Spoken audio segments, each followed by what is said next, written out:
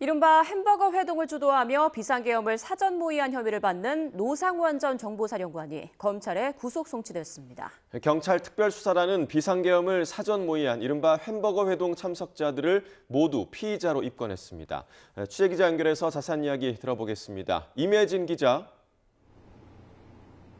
네, 경찰청 국가수사본부입니다. 네, 12.3 비상계엄 비선 실세로 지목된 노상원 전 사령관 오늘 송치됐다고요?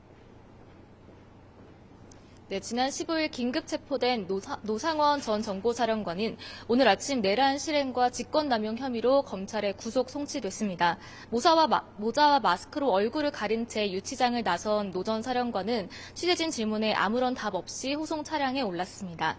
노 전 사령관은 지난 1일과 3일 두 차례에 걸쳐 경기 안산 햄버거 가게에서 전현직 군인들과 비상계엄을 사전 모의한 혐의를 받고 있습니다. 경찰 특별수사단은 오늘 1, 2차 햄버거 회동 관련자 모두를 피의자로 입건했습니다. 1차 회동 참석자인 정보사령부 김봉규, 정성욱 대령을 내란과 직권남용 혐의 공범으로 고위공직자 범죄수사처에 이첩했고 두 사람과 함께 계엄 직전 판교 정보사 부대에 대기하며 병력을 운용한 의혹을 받는 정보사 계획처장 고동희 대령도 함께 공수처에 넘겼습니다. 경찰 특수단은 계엄 당일에 있었던 2차 회동 참석자이자 합동수사본부 산하 수사 2단의 단장과 부단장을 맡을 예정이었던 93회 육군 제2기감 여단장과 방정환 국방부 혁신기획관도 피의자로 입건하고 소환 통보했는데요. 또 참고인 신분이던 방첩사령부 정성우 1처장이 경찰 출석을 거듭 거부하자 오늘 피의자로 전환하고 소환을 통보했다고 밝혔습니다.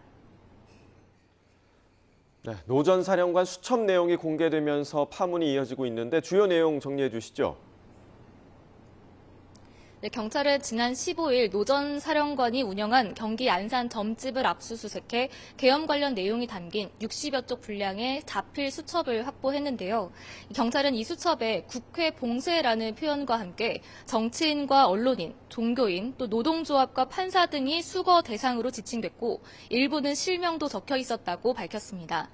경찰은 수거를 체포 의미로 해석했다며 이들에 대한 수용 및 처리 방법까지 언급됐다고 설명했습니다. 우종수 국가수사본부장은 어제 국회에서 수첩에 사살이라는 표현도 담겼느냐는 질문에 사실에 부합한다고 답했습니다. 또 NLL, 북방 한계선에서 북한 공격을 유도라는 문구도 있었던 것으로 파악됐는데요. 앞서 야당을 중심으로 계엄 세력이 비상계엄의 정당성을 만들기 위해 북한을 자극하려 했다는 의혹을 제기하기도 했습니다. 경찰 특수단은 이 수첩을 실마리로 외환죄 가운데 하나인 일반 이적죄 혐의 적용도 검토하고 있습니다. 외환죄는 미수범은 물론 예비나 음모만 해도 처벌이 가능한데요. 경찰은 앞으로 수첩에 나온 내용을 얼마나 구체적으로 논의하고 실제 계획에 반영했는지 밝히는 데 수사력을 집중할 것으로 보입니다. 지금까지 경찰청 국가수사본부에서 YTN 임혜진입니다.